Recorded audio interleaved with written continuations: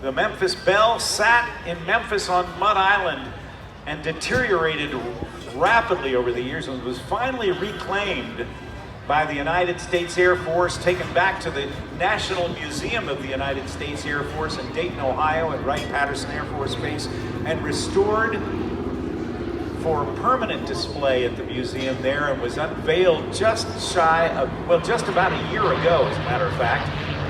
The two P-51 Mustangs that you see there, built by North American, powered by Rolls-Royce designed and Packard built Merlin engines, V12 engines that had radiators just like our cars.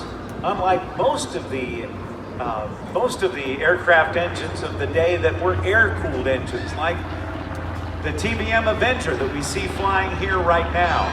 The TBM Avenger was flown in World War II by so many aviators, but was designed here on Long Island at Grumman Iron Works, at Grumman Aircraft.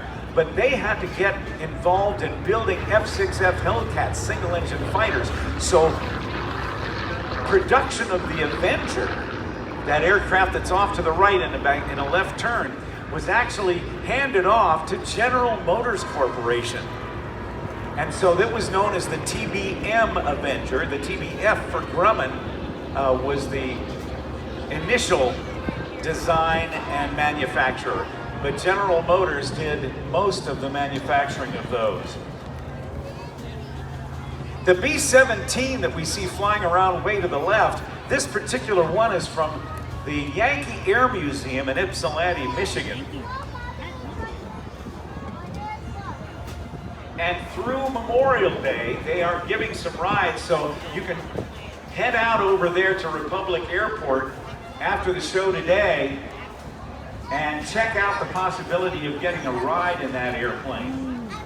The C-47 that's now turning left and way out on what would be the backstretch out in front of us is being flown this weekend of in honor of the 75th anniversary of the service and sacrifice of the crews of the 9th Troop Carrier Command, and it's painted in markings of the D-8 flown by the 439th Troop Carrier Group on D-Day, June 6, 1944. It also pays tribute to the men of the 101st and 82nd Airborne who on the night of June 5th and 6th jumped from C-47s just like it during the initial phases of Operation Neptune Assault, which began the larger D-Day invasion known as Operation Overlord 75 years ago. Bomb Bay is open, smoking as it would possibly if it were having some engine problems.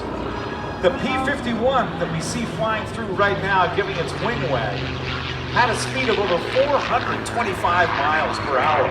And the P-51s were known as the little friends. The B-17s were known as the big friends. And the B-17s, as they flew straight and level toward their targets,